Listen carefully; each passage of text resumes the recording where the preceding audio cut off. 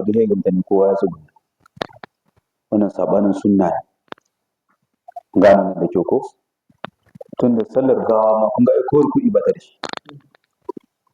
Tunda mutanen mu kusa suna da wata al'ada ta cewa ganin suke wannan tsugunan da za a yi girmamawa ce. An girmama addu'ar da ake. Bayan kuma sallar da kanta ta gawa ba ta da ruku'u, ba ta da sajada, ba ta da zama a tsaye ake yin ta a ƙare a tsaye. Hasali da ma takalmi ake yin ta shi. Ina fatan mun gane da kyau. Shi yasa mana in mutum ya rasu za ka yi addu'a ka miƙe kyam ka tsaya. Ka mai addu'o'i ka nema mashi gafara. Ba sururi ake karantawa. Kuskure ne karanta qul huwallahu uku ga walidan mu da makwabtan mu da li'ilafi da kaza duka kuskure ne. Kuskure ne. Saboda ba wurin bane. Ba wurin bane. Annabi sallallahu alaihi wasallam lokacin da ya binne mamaci yana cewa istaghfiru li akhikum fa innahu al'ana yus'al.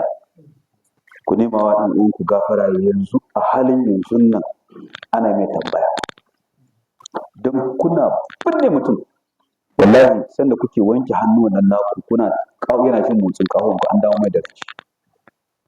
Kuma ana tambaye shi man rabbuka, wane ne ubangijinka? Kai kuma nan kana kanta qul huwallahu ahad baka mutu. Gana nan da kyau ko? To da haka kenan za ku nema mishi gafara, za ku nema mishi rahma, za ku nema mishi Allah ya ba shi damar amsa tambayoyin da za a mishi. Na fata mun gano nan da kyau. Shi alqur'ani wajen karanta shi da wajen karanta shi da kun karanta musu qur'ani ladan ne kawai za a rubuta. Mun gano nan da kyau ko? To amma in kuka roka mishi Allah za a yafe mishi.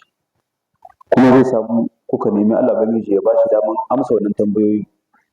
Allah bangiji zai ba shi dama. Sannan kuma inda za ka san gigitan mutanen mu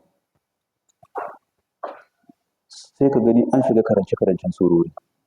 Kuma a cikin addu'ar sallar gawa kaka ba a ma karanta wata sura. Ba ma a karanta wata sura. Duka salati ne ga manzon Allah sallallahu alaihi wasallam da addu'o'i da addu'o'in kabarbarin da ake yi. Musamman a Malikiya ba ma a karanta alhamdulillah kwata-kwata. Dama wasu malaman suna ga cewa kabara ta farko ana karanta alhamdulillah. Gane da kyau ko? Wannan kenan shi ne. A nema mashi gafara wannan shi ne.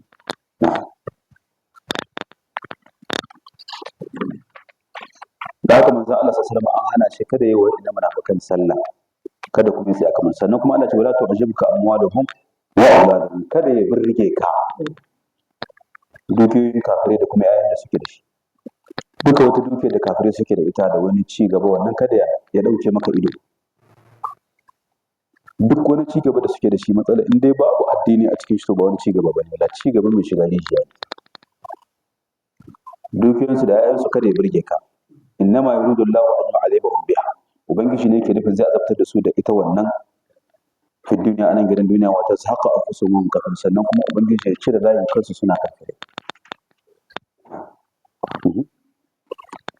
وإذا أنزلت سورة أن آمنوا بالله وجاهدوا مع رسوله استأذنك أولو الطول منهم وقالوا ذرنا نكن مع القاعدين رضوا بأن يكونوا مع الخوالف وطبع على قلوبهم فهم لا يفقهون لكن الرسول والذين آمنوا معه جاهدوا بأموالهم وأنفسهم وأولئك لهم الخيرات وأولئك هم المفلحون أعد الله لهم جنات تجري من تحتها الأنهار خالدين فيها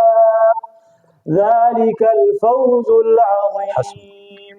الله سبحانه وتعالى يقول وإذا أنزلت سورة لزارا wato aka sabkar da wata sura wanda wannan sura tana umarni da a fita a yi jihadi ko kuma surar da take kira da cewa an aminu billah, ku yi imani da Allah, wa jahidu, sannan kuma ku yi jihadi ma'a rasulihi, tare da manzon Allah.